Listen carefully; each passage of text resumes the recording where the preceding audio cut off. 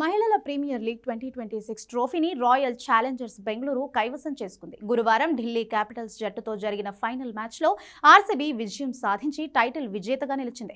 ఫైనల్లో విజయంతో బెంగళూరు జట్టు సంబరాలు అంబరాన్నంటాయి.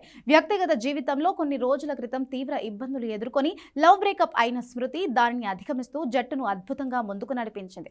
ఇలాంటి సందర్భాల్లో ఎవరికైనా అంత ఏకాగ్రత ఉండదు, కానీ స్మృతి మాత్రం ఆ డిప్రెషన్ నుంచి పూర్తిగా బయటపడి జట్టును ఛాంపియన్ నిలిచింది.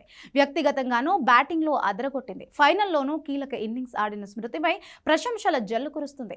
నల్ మ్యాచ్ లో 6 వికెట్ల తేడాతో విజయాన్ని సాధించి రెండోసారి WPL విజేతగా నిలిచింది. ఈ నేపథ్యంలోనే అత్యధిక సార్లు WPL టైటిళ్లను గెలుచుకున్న ముంబై ఇండియన్స్ తో సమానంగా ఆర్సీబీ నిలిచింది. అదే సమయంలో ఢిల్లీ క్యాపిటల్స్ జట్టు వరుసగా నాలుగోసారి WPL ఫైనల్లో ఓటమి పాలైంది. విజేతగా నిలిచిన ఆర్సీబీ జట్టుకు 6 కోట్ల ప్రైజ్ మనీ లభించింది. అదే సమయంలో రన్నరప్ గా నిలిచిన ఢిల్లీ క్యాపిటల్స్ కు 3 కోట్లు అందాయి.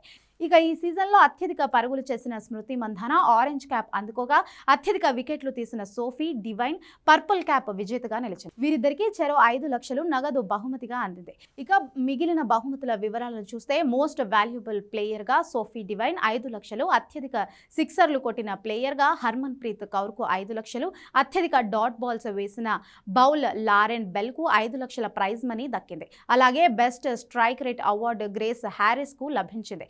ఇక emerging player of the year గా నందిని శర్మ నిలిచింది. ఫెయిర్ ప్లేయర్ అవార్డును ముంబై ఇండియన్స్ దక్కించుకుంది.